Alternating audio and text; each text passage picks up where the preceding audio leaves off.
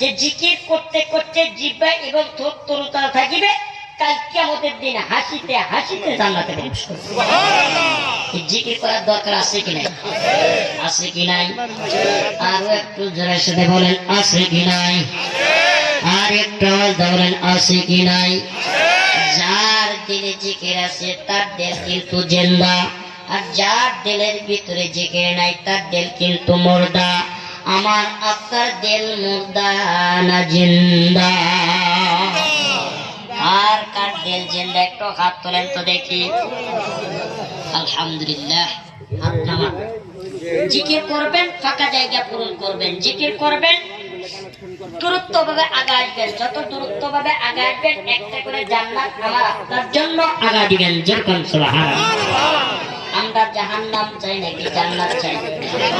হ্যাঁ, জান্নাত চাই। তাহলে জান্নাত যদি পেতে চান তাহলে আগাইতে হবে। যেরকম কথা ঠিক ঠিক।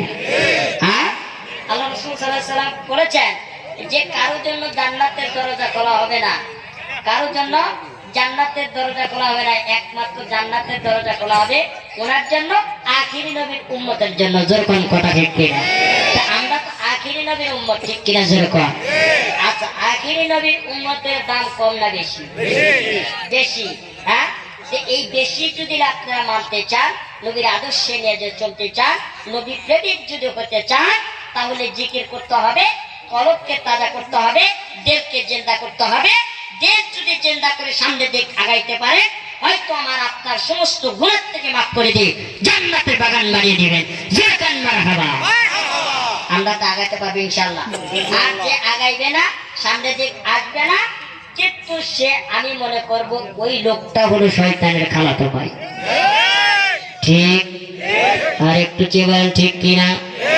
কাজী আপনারা জিকির করবেন, ফাঁকা জায়গা পূরণ করবেন। এখনো যারা ঘোরাফেরা করতেছেন, ইনশাআল্লাহ গুনাহ মাফ হয়ে যাবে। যতক্ষণ পর্যন্ত কোরআনের মাহফিলে বসবেন, এতক্ষণ পর্যন্ত আল্লাহ তাআলা আপনাকে গুনাহ মাফ করে দিবেন।